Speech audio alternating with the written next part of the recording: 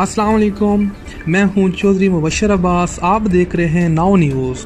नाजरीन, आज हम आपको लिए चलते हैं लाहौर।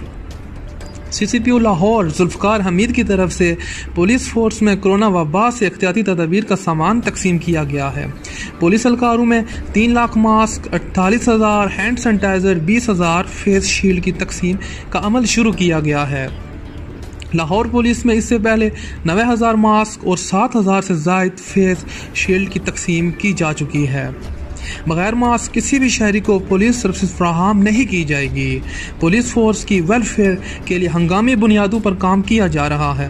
कोरोना वबा से मुतासिर होने वाले अफसरान एहलकारों की सत्याबी के लिए मौसर इक़दामात किए जा रहे हैं। CPO लाहौर।